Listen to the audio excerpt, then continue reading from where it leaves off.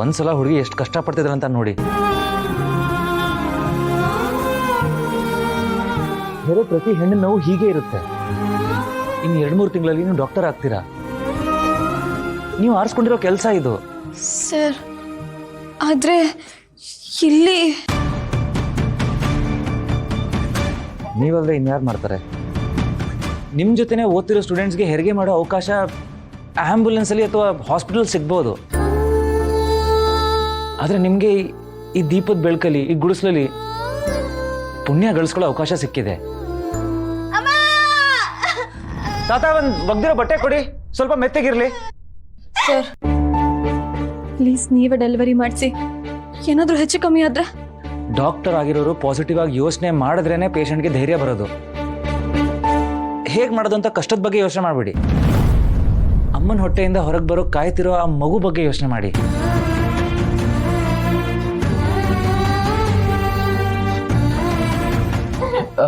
ಸ್ವಲ್ಪ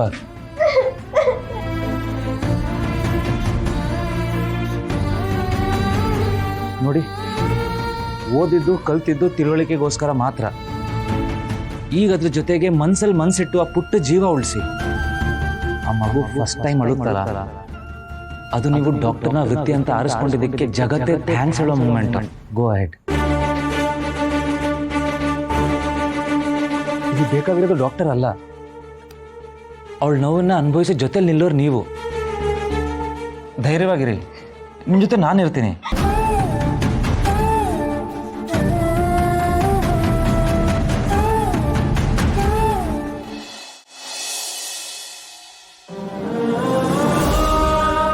ಅಪ್ಪ ಅಮ್ಮ ನಿನ್ ಜೊತೆನೆ ಇದಾರಲ್ವಾ, ಅವ್ರನ್ನಂತೂ ನಿನ್ ಕೈಲಿ ಕಳಿಸ್ಕೊಡಕ್ ಆಗಲ್ಲ. ಆದ್ರೆ ಈಗ ನನ್ನ ಶಾಂತಿಗೆ, ನನ್ನ ತಂಗಿಗೆ ಒಂದು ಚೂರು ಹೆಚ್ಚು ಕಮ್ಮಿ ಆದ್ರೂ ನಾನು ಸುಮ್ಮನೆ ಇರಲ್ಲ.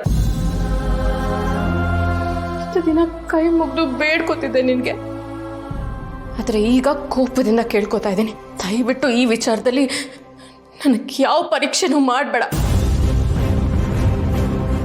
ದೊಡಮ್ಮ, ಅಣ್ಣ ನಿಧಿಗೆ ಏನೂ ಆಗಲ್ಲ ಅಲ್ವಾ?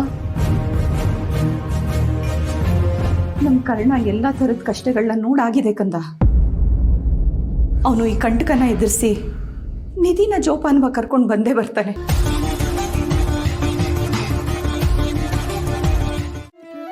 ಈ ಹುಡುಗಿರು ಲೆಫ್ಟ್ನ ರೈಟ್ನ ಲೆಫ್ಟ್ ಹೇಳ್ತಾರೆ ಅಂತ ಇಡೀ ಜಗತ್ತಿಗೆ ಗೊತ್ತಿದೆ. ಸರಿಯಾಗಿ ಬಲ್ಗೈ ಎಡಗೈ ನೋಡ್ಕೊಂಡು ಡೈರೆಕ್ಷನ್ ಹೇಳ್ರಿ. ಸರ್, ನಾವು ಹೋಗ್ಬೇಕಾದ್ರೆ ರೈಟೇ ಸರ್. ರೈಟಾ? ಸಾರಿ, ರೈಟ್. ನಿಮ್ ಲೆಫ್ಟ್ ರೈಟ್ ಅಂತ ನನ್ಗೆ ಮಾರ್ಚ್ ಫಾಸ್ಟ್ ಆಗೋಯ್ತು ರೀ. ಇಲ್ಲಿ ಬೈಕ್ ಎಲ್ಲ ಹೋಗಲ್ಲ ರೀ, ನಾವು ದಾರಿ ತಪ್ಪಿದೀವಿ ಅನ್ನಿಸ್ತಾ ಇಲ್ವಾ? ಫೋನ್ ಬೇರೆ ಬಿಟ್ಟು ಬಂದಿದ್ವಿ. ನೀವು ಫೋನ್ ಕೊಡಿ. ಯಾಕೆ? ಅಲ್ಲಿ ನಿತ್ಯ ಅಜ್ಜಿ ಗಾಬರಿ ಆಗಿರ್ತಾರೆ, ಒಂದು ಫೋನ್ ಮಾಡಾದ್ರು ಹೇಳೋಣ. ಕೊಡಿ.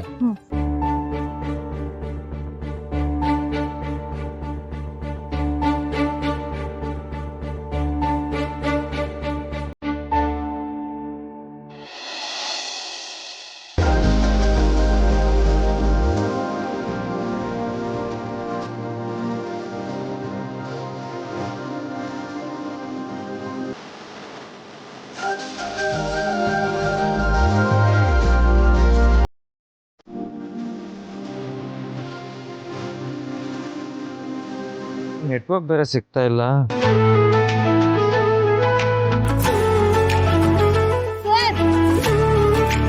ನಿಮಗೇನೋ ತೋರಿಸ್ಬೇಕು, ಬನ್ನಿ ಇಲ್ಲಿ. ಬನ್ನಿ ಸರ್. ರೀ, ಅಲ್ಲಿ ಏನ್ರಿ ಮಾಡ್ತಿದ್ದೀರಾ? ವಾಪಸ್ ಬನ್ನಿ. ಅಯ್ಯೋ ಸರ್, ಬನ್ನಿ ಸರ್. ಎಲ್ಲಿಗೆ? ಸರ್ ಬನ್ನಿ, ಹೇಳ್ತೀನಿ. ರೀ ಹುಷಾರು.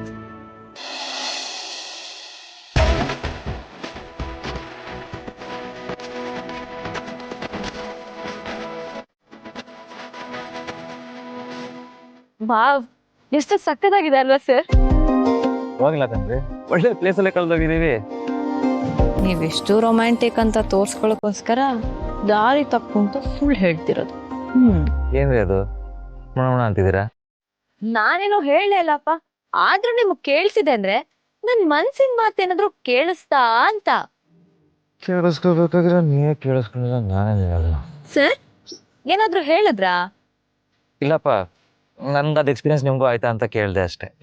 ಆದ್ರೂ ದೇವ್ರು ನಮಗೋಸ್ಕರ ಎಂತ ಜಾಗನ ಬುಕ್ ಮಾಡಿದನ್ ನೋಡಿ ಸರ್.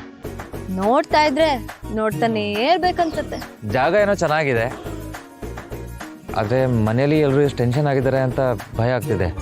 ನೀವ್ ಅದನ್ನೇ ಪದೇ ಪದೇ ಮಾತಾಡಿ ನಂಗೂ ಟೆನ್ಷನ್ ಕೊಟ್ಬಿಡಿ ಸರ್. ಈಗ ಇಲ್ಲಿ ನಿಂತ್ಕೊಂಡು ಯೋಚನೆ ಮಾಡಿದ್ರೆ ಏನಾದ್ರೂ ಉಪಯೋಗ ಇದ್ಯಾ? ಇಲ್ಲ ತಾನೆ.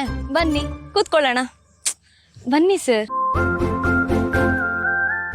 ಸರ್, ನೀವೇನಾದ್ರೂ ಗಾಳಿಪಟ ಮೂವಿ ನೋಡಿದ್ದೀರಾ? ಹೌದು, ಏಕೆ? ಆ ಮೂವಿಲಿ ಆ ಕಾಡಲ್ಲಿ ಎಲ್ರನ್ನೂ ಆಟಾಡ್ಸ್ಕೊಂಡ್ ಬಂತಲ್ಲ, ಅದೇ ರೀತಿ ಇಲ್ಲೂ ಬಂದ್ಬಿಟ್ರೆ? ರೀ, ಒಳ್ಳೇದು ಮಾತಾಡಿದ್ರಿ. ಮೊದಲೇ ದಾರಿ ತಪ್ಪಿ ಕೆರೆ ಮುಂದೆ ಬಂದು ಕೂತಿದ್ದೀವಿ. ನಿಜವಾಗ್ಲೂ ಹಂದಿ ಬಂದ್ರೆ ನಾನು ಡಾಕ್ಟರ್ನ ಬಿಟ್ಬಿಡು ಅಂದ್ರೂ ಅದು ಕರ್ಕ ಆಗಲ್ಲ. ಸರ್, ನೀವು ಕಾಂಪೌಂಡರ್ ಅಲ್ವಾ?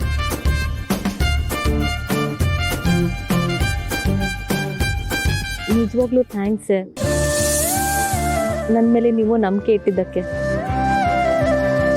It's okay.